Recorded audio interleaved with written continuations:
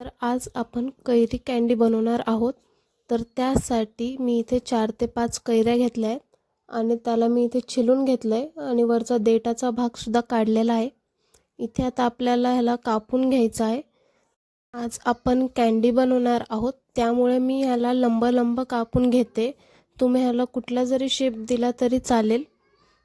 तर इथे जे आहे आपल्याला लंब्या कैऱ्या कापून घ्यायच्या आहे. तर तुम्ही आवळा कँडी एकदा खाल्लेलीच असेल, सेम तशीच असती ही. फक्त इथे आपण कैऱ्या ज्या आहेत त्या लंब्या कापून घेणार आहोत. आवळा जे आहे तो आपण अख्खा वापरत असतो आवळा कँडीमध्ये. तुम्ही एकदा आवळा कँडीऐवजी ही कैरी कँडी नक्की बनवून बघा, खूप छान लागते. तर अशाच प्रकारे जे आहे आपल्याला सर्व कैऱ्या कापून घ्यायच्या आहेत. तुम्ही असाच शेप द्या ज्याने कैरी कँडी जी आहे ती एकदम छान दिसते आणि खायला सुद्धा खूप चविष्ट आणि सॉफ्ट असते.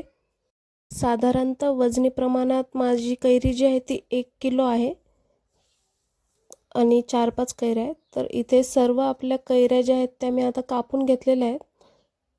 तुम्ही कोणताही शेप द्या. त्यानंतर आपल्याला एका कढईमध्ये 1 ते 1.5 तांब्या पाणी घ्यायचं आहे आणि त्यामध्ये मी 1 छोटा चमचा साधं मीठ आणि 1 छोटा चमचा इथे मी काळं मीठ घेतलेलं आहे. तुम्ही साधं मीठ वापरलं तरी चालेल. तुम्ही इथे कढई जी आहे ती पसरट आणि मोठ्या आकाराचीच घ्या, ज्याने आपले कैरीचे संपूर्ण कापं बुडतील आणि ते शिजतील छान. त्यानंतर आपल्याला हे मीठ जे आहे ते संपूर्ण या पाण्यामध्ये मिक्स करून घ्यायचं आहे आणि ह्याला थोडंसं उकळू द्यायचं आहे या पाण्याला. आणि त्यानंतर आपण जे कैरीचे कापं करून ठेवले होते ते संपूर्ण या पाण्यात टाकून घ्यायचे आहेत. तर आपली कैरीचे कापं जे आहेत ते संपूर्ण या पाण्यात बुडायला पाहिजे एवढं तुम्ही पाणी टाका आणि छान ह्याला उकळी यायला पाहिजे. असं मोठं तुम्ही कढई घेऊ शकता ज्याने आपल्या कैऱ्या ज्या आहेत त्या संपूर्ण सर्वीकडून शिजतील. तर ह्याला आता आपल्याला 1 ते 2 उकळ्या येऊ द्यायच्या आहेत, ज्याने आपल्याला कळन की हे मऊसूत झालेलं आहे. तुम्ही हाताने सुद्धा दाबून बघू शकता किंवा चाकूने सुद्धा दाबून बघू शकता, ज्याने ही कैरी जी आहे ती आपल्याला कळेल की सॉफ्ट आहे की नाही. तर इथे मी आता बघत आहे की सॉफ्ट आहे की नाही.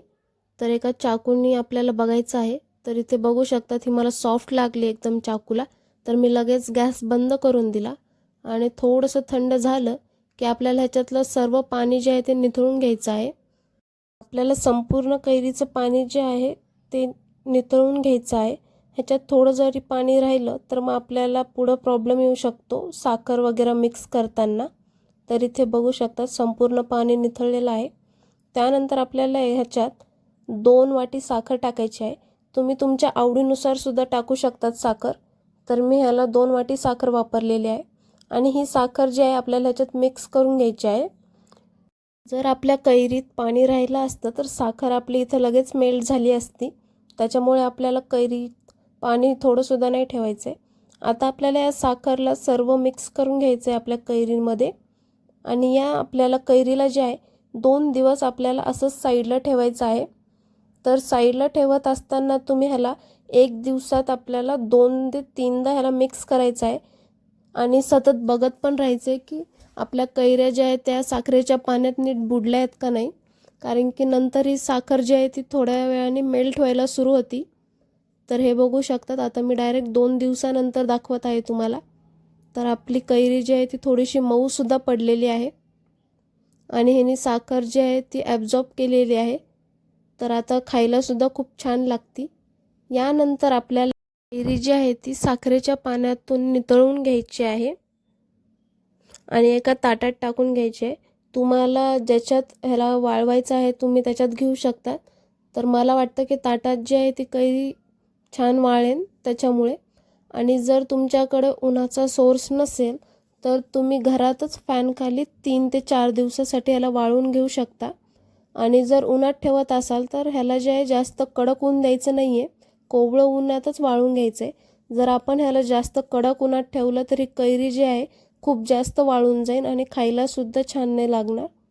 त्याच्यामुळे आपल्याला ह्याला कोवळ्या उन्हातच वाळवून घ्यायचं आहे. आता मी ही कैरी जी आहे ती सर्व ताटात पसरवून घेत आहे. जर कैरी एकाच ताटात बसत नसेल तर तुम्ही दुसऱ्या ताटात सुद्धा टाकू शकता.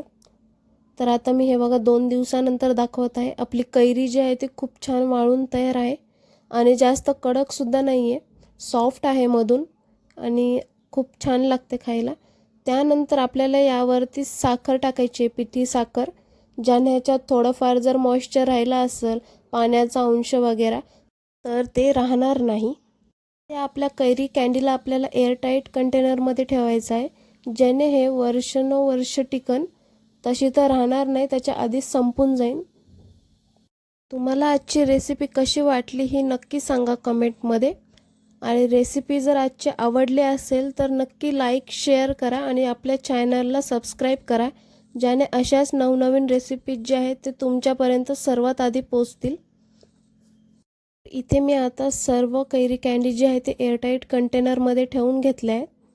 तुम्ही एकदा नक्की करून बघा आजची रेसिपी आणि मला कमेंटमध्ये सांगा कशी झाली आहे.